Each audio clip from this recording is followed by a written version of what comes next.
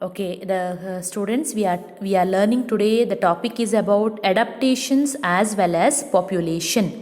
So the previous class we learned about the homeostasis. Can you define this homeostasis now? You have to recall that before coming to the next part. Okay, now so ಆ homeostasis ಅಲ್ಲಿ ಯಾವುದೆಲ್ಲ response to the ಎಬಯೋಟಿಕ್ ಫ್ಯಾಕ್ಟರ್ನ ಕಲ್ತ್ವಿ ನಾವು, which is migration, suspension, conformation. Okay, all these things we learn. Okay, regulation. Now we'll come to the next part, which is called adaptation ಮತ್ತೆ population. So adaptation ಅಂತ ಅಂದರೆ ಏನು? Adapting common ಟರ್ಮ್ಸಲ್ಲಿ adapting ಅಂತ ಅಂದರೆ, ಈಗ ನೀವು example ತಗೊಳ್ಳಿ, ಮನೆಗೆ ಹೋಗಿರ್ತೀರ. ಓಕೆ, ಮನೆಯಲ್ಲಿ ನಿಮಗೆ ಬೇಕಾಗಿರುವಂಥ ಥಿಂಗ್ಸನ್ನು ನಿಮಗೆ ಅಪ್ಪ ಅಥವಾ ಅಮ್ಮ ಆಗಿರ್ಬೋದು ತೆಗೆಸ್ಕೊಡ್ತಾರೆ, ಮತ್ತು ಅದನ್ನು ನೀವು ತೊಗೊಳ್ತೀರಾ, ಖುಷಿಯಿಂದ ತೊಗೊಳ್ತೀರಾ. ಸೊ ಹಾಗೆ ನೀವು ಬೇರೆ ಕಡೆ ಹೋದಾಗ ಸೊ ಅದನ್ನೇ ನೀವು ಎಕ್ಸ್ಪೆಕ್ಟೇಷನ್ ಮಾಡಲಿಕ್ಕೆ ಆಗೋದಿಲ್ಲ, ಹೌದಾ? So when you take up the ಮನೆ ವಾತಾವರಣ ಅಥವಾ ಮನೆ ಎನ್ವೈರ್ಮೆಂಟ್ ತೊಗೊಂಡಾಗ ನೀವು ಮನೆ ಫೀಚರ್ಸ್ಗೆ ನೀವು ಅಡಾಪ್ಟ್ ಆಗಿರ್ತೀರಾ than to the other place. So ಹಾಗೆಯೇ ಇಲ್ಲಿ ಆರ್ಗ್ಯಾನಿಸಮ್ ಒಂದು ಪರ್ಟಿಕ್ಯುಲರ್ ಎನ್ವೈರ್ಮೆಂಟಿಗೆ ಅಡಾಪ್ಟ್ ಆದರೆ ಬೇರೆ ಕಡೆ ಹೋದಾಗ ಸ್ವಲ್ಪ ಲಾಸ್ ಆಗಿ ಕಾಣಿಸುತ್ತೆ. ಓಕೆ, ಸೊ ನಾವು let us move to the let us move to the definition of the adaptation. Any ability of an organism that enables an organism to survive and reproduce in its habitat. Any ability of an organism. So here, so as I told you, survive ಮಾಡಲಿಕ್ಕೆ ಮತ್ತು reproduction ಮಾಡಲಿಕ್ಕೆ organism will enables the other organism to live to that habitat, and this is called as adaptation. ನಾವು ಅದನ್ನು ಆ ಎನ್ವೈರ್ಮೆಂಟಿಗೆ adjust ಆಗುವಂಥದ್ದು, simple ಆಗಿ ಹೇಳಬೇಕು ಅಂದರೆ ಅಡ್ಜಸ್ಟ್ಮೆಂಟ್ ಆಗುವಂಥದ್ದು ಆ ಎನ್ವೈರ್ಮೆಂಟಲ್ ಕಂಡೀಷನ್ಗೆ. ಓಕೆ, ಸೊ ಆ ಅಡಾಪ್ಟೇಷನ್ಸಲ್ಲಿ ಯಾವುದೆಲ್ಲ ಥಿಂಗ್ಸನ್ನು ನಾವು ನೋಡ್ಬೋದು ಅಂತ ಅಂದಾಗ, ಎಕ್ಸಾಂಪಲ್ ಆಗಿ kangaroo rat, desert plants, cold climate mammals, people living at the high altitudes, desert lizard. Okay, so kangaroo rat ಅಂದಾಗ internal fat oxidation to produce water as a byproduct and the concentrated urine. So now kangaroo rat, especially the kangaroos are present in the Australian place. Okay, so you can see the body structure. Kangaroos, you can see the morphological features of that. So adare body alli ಏನು ಆಗ್ತಾ ಇರುತ್ತೆ, oxidation of fat fat oxidation ಆಗ್ತಾ ಇರುತ್ತೆ to produces the water. So ಜಾಸ್ತಿ ವಾಟರನ್ನು release ಮಾಡದೇ ಇದ್ದಾಗ automatically urine concentration ಜಾಸ್ತಿ ಆಗುತ್ತೆ. Okay, so this is one more adaptation which is to the environmental condition. Next ಬರುವಂಥದ್ದು ಡೆಸರ್ಟ್ ಪ್ಲಾಂಟ್. ಡೆಸರ್ಟ್ ಪ್ಲಾಂಟಲ್ಲಿ thick cuticle, stomata in a deep pit to minimize the transpiration, and special photosynthetic pathway is called CAM, crassulacean membrane pathway ಅಂತ ಕರಿತೀವಿ. So example ಆಗಿ ನಾವು ತಗೊಂಡಾಗ dessert plant ಒಪುನ್ಷಿಯಾ ಅಂತಲೇ ತಗೊಳ್ಳಿ. Okay, ಅಥವಾ ಕನ್ನಡದಲ್ಲಿ ನಾವು ಪಾಪಸ್ಕಳ್ಳಿ ಅಂತ ಹೇಳ್ತೀವಿ. ಓಕೆ, ಒಪುನ್ಷಿಯಾ. ನಾವು ಹೇಗಿರುತ್ತೆ ಆ ಪ್ಲಾಂಟ್ಸ್ಗಳು, ನೀವು ಅಲ್ಲಿ ಡೈಗ್ರಾಮಲ್ಲಿ ನೋಡ್ಬೋದು, ಅಲ್ಲಿ ಅದಕ್ಕೆ ಮುಳ್ಳಿರುತ್ತೆ. ನಾವು ಫಿಲ್ಲೋಡ್ ಮತ್ತು ಫಿಲ್ಲೋಕ್ಲಾಡ್ ಅಂತ ಲಾಸ್ಟ್ ಟೈಮಲ್ಲಿ ಕಲ್ತಿದ್ದೀವಿ. ಓಕೆ, ಸ್ಪೈನ್ಸ್ ಇರುತ್ತೆ. So which is called as a leaves. So ಅದು ಫೋಟೋಸಿಂಥಟಿಕ್ ಥಿಂಗ್ಸನ್ನು ಅಥವಾ ಫೋಟೋಸಿಂಥಸಿಸನ್ನು ಪ್ರಾಸೆಸನ್ನು ಮಾಡುತ್ತೆ. ಓಕೆ, ಸೊ ನಾವು ಆ ಪ್ಲ್ಯಾಂಟನ್ನು ಕ್ರಾಸ್ ಸೆಕ್ಷನ್ ಆಗಿ ತಗೊಂಡಾಗ, ನಾವು ಯೂಶ್ವಲಿ ಲ್ಯಾಬಲ್ಲಿ ಮಾಡ್ತೀವಿ, right? We are going to do in the lab that taking off the cross section and observing this stomata ನಾವು ಅಬ್ಸರ್ವ್ ಮಾಡಿದ್ದೀವಿ, which is called bean shape, dumbbell shape ಅಂತ ಹೇಳಿದ್ದೀವಿ, ರೈಟ್? ಸೊ ಹಾಗೆ ಅವನ್ನು ನೋಡಿದಾಗ ನಿಮಗೆ ಈ ಪ್ಲೇಸಲ್ಲಿ ಅಥವಾ ಡೆಸರ್ಟ್ ಒಪುನ್ಷಿಯಾ ಪ್ಲ್ಯಾಂಟಲ್ಲಿ stomata which has got deep pit to minimise the transpiration. ಅಲ್ಲಿ ತುಂಬ ಒಂದು ಹೋಲ್ ಅಥವಾ ಪಿಟ್ ಇರುತ್ತೆ ವೇರ್ ಟ್ರಾನ್ಸ್ಪಿರೇಷನಿಂದ ಮಿನಿಮೈಸ್ ಆಗಲಿಕ್ಕೆ. ಯಾಕಂದರೆ ಟ್ರಾನ್ಸ್ಪಿರೇಷನ್ ಅಂದರೆ ಏನು?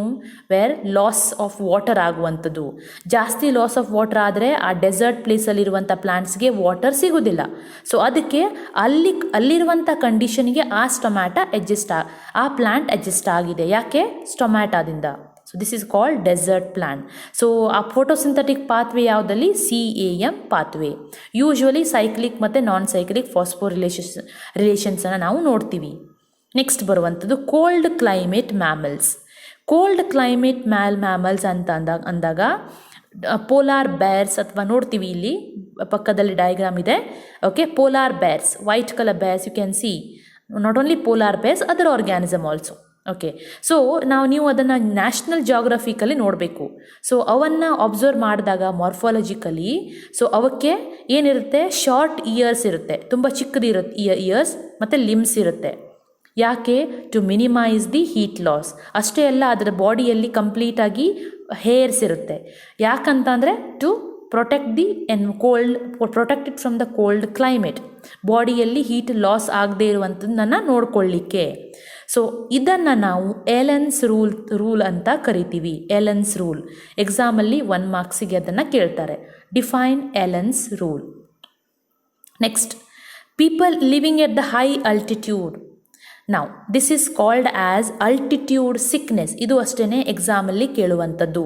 ಅಲ್ಟಿಟ್ಯೂಡ್ ಸಿಕ್ನೆಸ್ ಅಂದರೆ ಏನು? So people living at the high altitude, they increase RBC production and increase breathing rate. So now taking up the example, now when you climb up the mountain or when you climb up the stairs ಅನ್ನು ಹತ್ಕೊಂಡು ಹೋದಾಗ ನಿಮಗೆ ಯಾವ ಥರ feel ಆಗುತ್ತೆ just ನೆನ್ಪು ಮಾಡ್ಕೊಳ್ಳಿ. So ಒಂದ್ಸಲ ನಾವು ಆ್ಯಸ್ ವಿ ಮೂವಿಂಗ್ ಅಪ್ ನಮ್ಮ ಹಾರ್ಟ್ ಬೀಟ್ ಜಾಸ್ತಿ ಆಗ್ತಾ ಹೋಗುತ್ತೆ. ಯಾಕೆ? Muscles, okay, movement, heart beat, blood vessels movement. So ಆವಾಗ automatically RBC production, oxygen level ಜಾಸ್ತಿ ಆಗ್ತಾ ಹೋಗುತ್ತೆ. ಸೊ ಹಾಗೆಯೇ when you go up to the mountain, near the mountain, okay, so what happens there? Again you can see the same condition, same symptoms, production of RBC ಮತ್ತು increase in the breathing rate. So this one is called as altitude sickness. Okay, next, desert lizard bask in the sun when cold and move to the shade when the hot. Desert lizard ಅಂತ ಅಂದಾಗ ನೀವು ಕೆಳಗಡೆ last ಪಿಕ್ಚರ್ಸನ್ನು observe ಮಾಡಬೇಕು. So ಡೆಸರ್ಟಲ್ಲಿ ಇರುವಂಥ ಲಿಸರ್ಡ್ಗಳು which is called camouflage ಅಂತ ಅಂದರೆ ಅದರಲ್ಲಿ ನೋಡಿ ಅಲ್ಲಿರುವಂಥ ಬಾಡಿ ಮತ್ತು ಡೆಸರ್ಟ್ದು colour which is same. Okay, ನಾವು ಏನು ಮಾಡುತ್ತೆ, ಅದು ಬರಿ ಮಾಡ್ತಾ ಹೋಗುತ್ತೆ. ಡೆಸರ್ಟ್ ಲೈಕ್ ಏನಂತಾರೆ ಅದಕ್ಕೆ, ಹೊಂಡ ತೋಡಿ ಒಳಗಡೆ ಹೋಗಿ ಕೂತ್ಕೊಳ್ಳುತ್ತೆ. Like it will help for them to protect it from the hot sun. ಒಳಗಡೆ ಹೋಗಿ ಕೂತ್ಕೊಂಡ್ಬಿಡುತ್ತೆ. ಸೊ ಎಲ್ಲಿ? ಒಂದು ಕೋಲ್ಡ್ ಶೇಡೆಡ್ ಪ್ಲೇಸಸಲ್ಲಿ. So all these are the adapting of this environment to the adapting the species to that of environment. Okay, this is called adaptations. Next one which is called as population. Populations ಬಗ್ಗೆ ನಿಮಗೆ ಜಾಸ್ತಿ ಹೇಳಬೇಕು ಅಂತ ಅವಶ್ಯಕತೆ ಇಲ್ಲ. Populations ಏನು? How will you define population? So ಈಗ present ಕಂಡೀಷನ್ಸಲ್ಲಿ ಎಷ್ಟು ಪಾಪ್ಯುಲೇಷನ್ ಇದೆ ಅಂತ ಗೊತ್ತಾ ನಿಮಗೆ? ಸೊ ಅದನ್ನು ನೀವು ಸರ್ಚ್ ಮಾಡಬೇಕು. ಓಕೆ, ಪ್ರೆಸೆಂಟ್ ಕಂಡೀಷನಲ್ಲಿ ಪಾಪ್ಯುಲೇಷನ್ ಎಷ್ಟಿದೆ ಅಂತ. ಓಕೆ, ಸೊ ಹಾಗಾದರೆ ಪಾಪ್ಯುಲೇಷನ್ ಅಂದರೆ ಏನು? ಓಕೆ, ನಾವು usually we say, okay, we2 R2 ಅಂತ. ಓಕೆ, ನಾವಿಬ್ಬರು ನಮಗಿಬ್ಬರು ಅಂತ. ಯಾಕೆ ನಾವು ಕಂಟ್ರೋಲ್ ಮಾಡಬೇಕು ಫ್ಯಾಮಿಲಿ ಪ್ಲ್ಯಾನಿಂಗನ್ನು ಯೂಸ್ ಮಾಡಿ?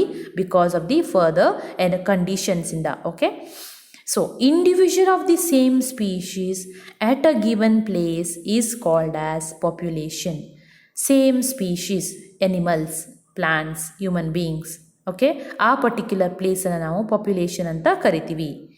Okay, now example, lotus in the pond, bacteria in the culture plate. Usually you can take any of the example. I have given only 2 example here. Okay, so and this will helps in link up the ecology, population and then genetic variation. Population attributes ಅಂತ ಅಂದಾಗ birth rate, death rate, sex ratio, age pyramid. So population attribute ಬಂದಾಗ ನಮಗೆ ಯೂಶ್ವಲಿ ನಾವು graphical representation ಮುಖಾಂತರ ನಾವು ತೋರಿಸ್ತೀವಿ. Birth, death, sex as well as age pyramid. Birth rate ಅಂತ ಅಂದಾಗ average number of young ones are born in the period of time reference to the population. ಅಂದರೆ ಯಾವುದೆಲ್ಲ ಸ್ಪೀಷೀಸ್ ಬಾರ್ನ್ ಆಗಿದೆ. ಡೆತ್ ರೇಟ್ ಅಂತಂದರೆ ಎಷ್ಟು ನಂಬರ್ ಆಫ್ ಡೆತ್ ಆಗಿದೆ ಅಂತ. Sex ratio ಅಂತ ಅಂದರೆ how many numbers of males, how many number of females are present. Okay. Age pyramid ಅಂತ ಅಂದಾಗ plot with the age distribution, percentage of individual of given age or age group ಅಂತ ಕರಿತೀವಿ. Then next ಬರುವಂಥದ್ದು it reflects whether growth is expanding, stable, declining.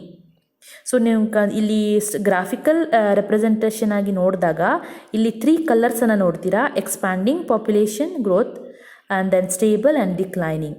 Yellow colour ಅಂತ ಅಂದರೆ ಇಲ್ಲಿ 3 phase ಇದೆ. ಒಂದು reproduction, before reproduction, after the during the reproduction and then after the reproduction. Expanding ಪಾಪ್ಯುಲೇಷನ್ಸಲ್ಲಿ ಹೇಗಿರುತ್ತೆ, ಸ್ಟೇಬಲಲ್ಲಿ ಹೇಗಿರುತ್ತೆ, ಮತ್ತು ಡಿಕ್ಲೈನಲ್ಲಿ ಹೇಗಿರುತ್ತೆ ಅಂತ. So all these are the further part for calculating the population density. Okay, this is what. So for the today's part, which is more important, means adaptations. Okay, just have a look for that, and if you are finding any difficulty, please let me know through my contact number. Okay, thank you for listening.